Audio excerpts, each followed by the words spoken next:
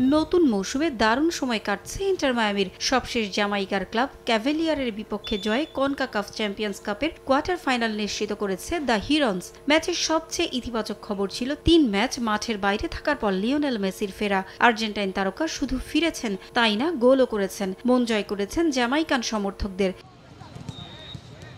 শীর্ষ ৮-এ এপ্রিলে মায়ামি লড়বে লস অ্যাঞ্জেলেস এফসির বিপক্ষে। তার আগে মেজর লিগ সকারে আটালান্টার মুখোমুখি হবে মায়ামি। এই ম্যাচের পরই আন্তর্জাতিক ম্যাচের বিরতিতে যাবেন আর্জেন্টাইন তারকা। জাতীয় দলের হয়ে দায়িত্ব পালনে ব্যস্ত হয়ে পড়বেন মেসি। উরুগুয়ে ও ব্রাজিলের বিপক্ষে ২ ম্যাচ খেলবে আলবি সেলেস্তে। তার আগে আটালান্টা ইউনাইটেডের হয়ে মেজর লিগ সকারে সমর্থকদের জয় উপহার দিতে চান মেসি। তাকে মাঠে নামানোর বিষয়ে সবুজ সংকেত দিয়েছেন কোচ মাসচেরানো।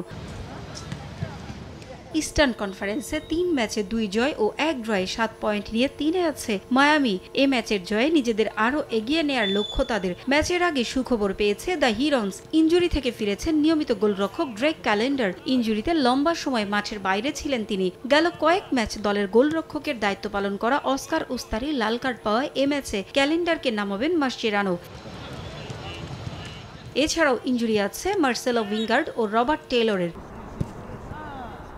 এদিকে ফরাসি লিগ ওয়ানে মার্শেইয়ের বিপক্ষে লড়বে নির্ভর পিএসজি। সবশেষ চ্যাম্পিয়ন্স লিগে উঠতে থাকা লিভারপুলকে থামিয়ে রীতিমতো হইচই ফেলে দেয় প্যারিসিয়ানরা। লিগেও সে ধারা ধরে রাখার লক্ষ্য তাদের। ২৫ ম্যাচে ৬৫ পয়েন্ট নিয়ে লিগ ওয়ানের শিরোপার পথে বেশ ভালোভাবেই এগিয়ে আছে তারা। পারভিন আক্তার, সময় সংবাদ।